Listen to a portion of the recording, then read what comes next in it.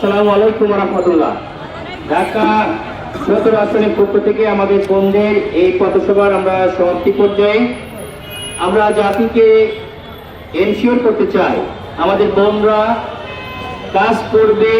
অনেকে প্রোপাগান্ডা করা হচ্ছে যে নারীরা বের হতে পারবে না, আমাদের বোনরা বের হবে এবং সম্মানের সহিত বের হবে। বাংলাদেশে জামায়াতে ইসলামী সরকার গঠন করলে নারীদের জন্য আমরা বলেছি যে ব্যস্ত আওয়ারে ডবল ডেকার বাসের মাধ্যমে সুরক্ষিতভাবে তারা যেন তাদের নির্দিষ্ট গন্তব্যস্থলে পৌঁছাতে পারে, সেজন্য ট্রান্সপোর্ট ব্যবস্থা করা হবে ইনশাআল্লাহ। বাংলাদেশে জামায়াতে ইসলামী যদি ক্ষমতায় আসে তাহলে নারীদের যে পৈতৃক সম্পত্তির যে অধিকার, সেই অধিকার আদায় সঠিকভাবে করার ব্যবস্থা করা হবে এবং আইনি সহায়তা প্রদান করা হবে। নারীদের জন্য মাতৃকালীন যে চিকিৎসা সুবিধা, সেই চিকিৎসা সুবিধা সম্পূর্ণরূপে ফ্রি করা হবে। নারীদের জন্য ইনশাআল্লাহ যে ট্রান্সপোর্টের সঙ্গে সঙ্গে মাতৃত্বকালীন তাদের যে বিভিন্ন সুবিধা দরকার এবং তারা যখন কর্মজীবনে আসবে যদি বাচ্চাদের ফিডিং এর দরকার হয় সেটার জন্য আলাদা ব্যবস্থা বিভিন্ন ক্ষেত্রে সেখানে থাকবে ইনশাআল্লাহ। আমরা বলেছি নারীদের জন্য চিকিৎসা, তাদের শিক্ষার জন্য বিশ্বের মধ্যে সবচেয়ে বড় যে বিশ্ববিদ্যালয়, সেই বিশ্ববিদ্যালয় আমরা প্রতিষ্ঠা করার উদ্যোগ নেব ইনশাআল্লাহ। নারীদের জন্য আমরা এই এলাকার যে সকল কর্মকাণ্ডে তারা আছেন, বিশেষ করে আমার এলাকায় বস্তিবাসীরা আছেন, সেই এলাকার মানুষের জন্য কর্মসংস্থানের বিশেষ সুযোগ সুবিধা আমরা তৈরি করবো ইনশাআল্লাহ।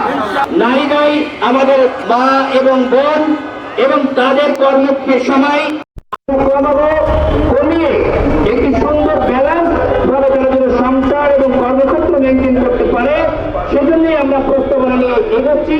একটি পক্ষ এটা ভ্রান্তভাবে আমাদের বোনদের কাছে প্রেজেন্ট করতে পারে।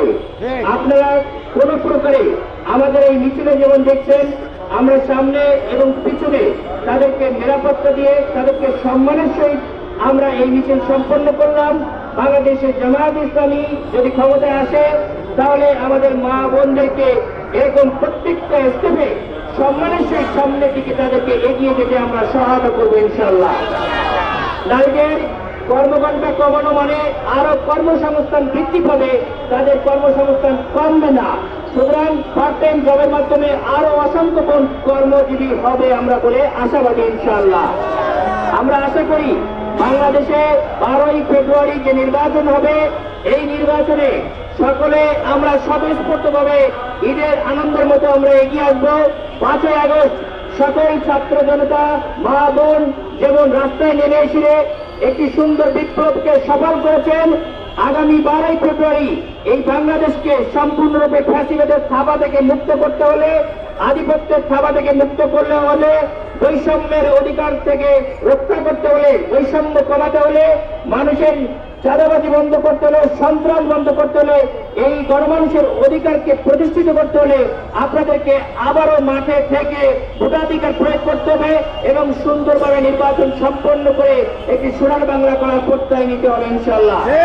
আশা করি এই বাংলার জনগণ এই সুন্দর সমৃদ্ধ বাংলাদেশ গড়ার যে প্রত্যয়, যে স্বপ্ন জেগেছে, এই স্বপ্ন পূর্ণ হওয়ার জন্য সকলে অগ্রণী ভূমিকা পালন করবে এবং মা বোন ভাই আমরা সকলে মিলে এই বাংলাদেশকে একটি সোনার বাংলা গড়ে তুলবো, এই আশা ব্যক্ত করে আমার কথা শেষ করছি। আসসালামু আলাইকুম ওয়া রাহমাতুল্লাহ।